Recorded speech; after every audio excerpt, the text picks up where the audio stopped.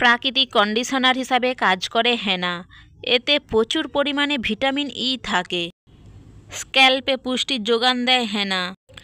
ডিমে রয়েছে প্রচুর পরিমাণে প্রোটিন, মিনারেল এবং ভিটামিন বি কমপ্লেক্স। এগুলো চুলের গোড়া মজবুত করে, তাই সহজে চুল পড়ে না।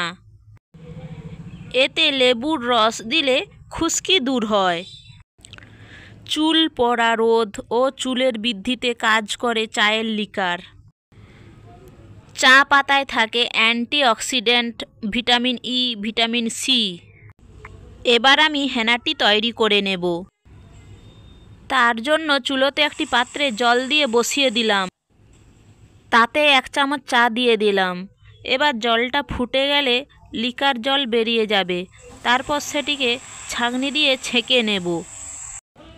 এবার আমি একটি পরিষ্কার বাটি নিয়ে নেব। তাতে দিয়ে দেব হেনা। তারপর দিয়ে দেব লেবুর রস। তারপর এটিকে ভালো করে মিশিয়ে নেব। এরপর দিয়ে দেব লিকার চা।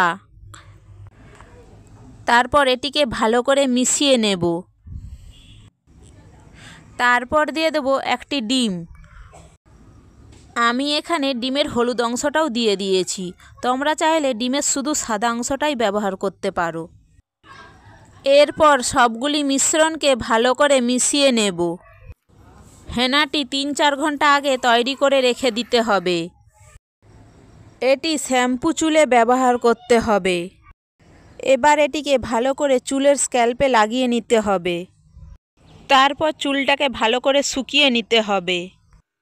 আগে চুলটাকে ভালো করে ধুয়ে নেব, পরে শ্যাম্পু দিয়ে ভালো করে ধুয়ে নেব।